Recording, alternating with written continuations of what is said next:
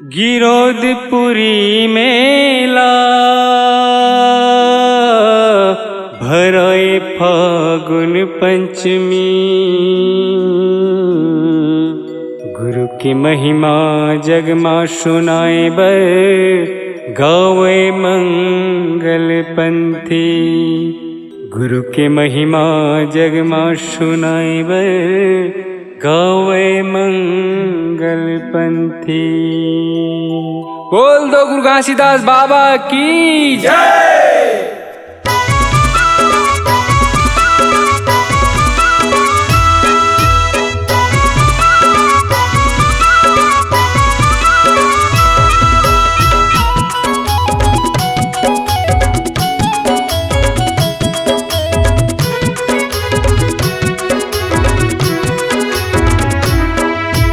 चलना गिरत के मेला बही तोला घुमाहू। चलना गिरत के मेला रानी तोला घुमाहू। गुरु के चरण कमल के तोला दर्शन कराहू। गुरु के चरण कमल के तोला दर्शन कराहू। चलना गिरत के मेला रानी तोला घुमाहू। चलना गिरत के मेला बही तोला घुमाहू। गुरु के चरण कमल के तोला दर्शन कराहू। गुरु के चरण कमल के तोला दर्शन कराहू। चलना गिरत के मेला है।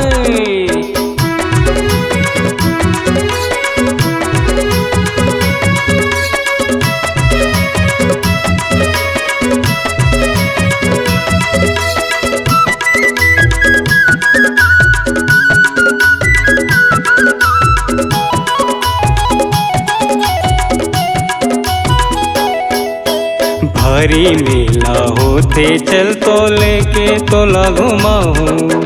हो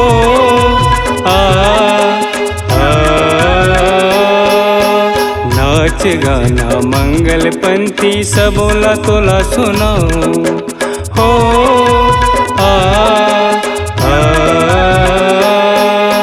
भारी मेला होते चल तो लेके तोला घुमाऊं। नाच गाना मंगल पंथी सबोला तोला सुनाऊं। गुरु के महिमा गा के सोए भाग जगाते हो। गुरु के महिमा गा के सोए भाग जगाते हो। गुरु के चरण कमल के तोला दर्शन कराहूं। गुरु के चरण कमल के तोला दर्शन कराहूं। चलना गिरत के मेला है।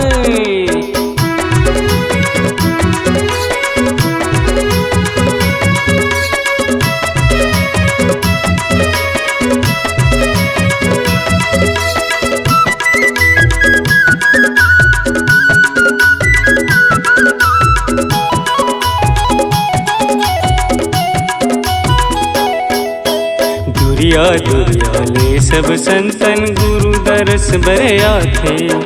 हो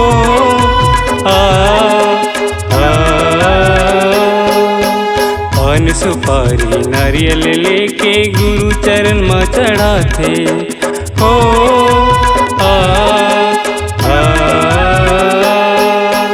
दुरिया दुरिया ले सब संतन गुरु दरस बरया थे।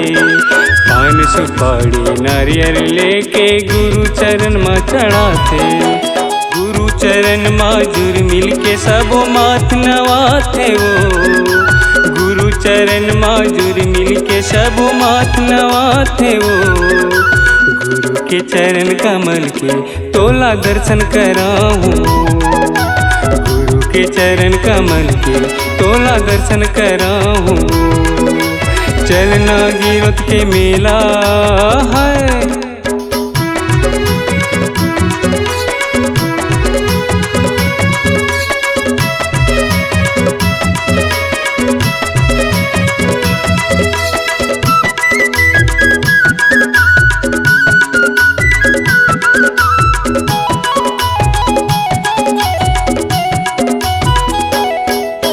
बड़े बड़े बड़े नेता मंत्री गुरु दरस बरे आथे हो आ, गुरु चरण मात नवा के मन इच्छा फल पाथे हो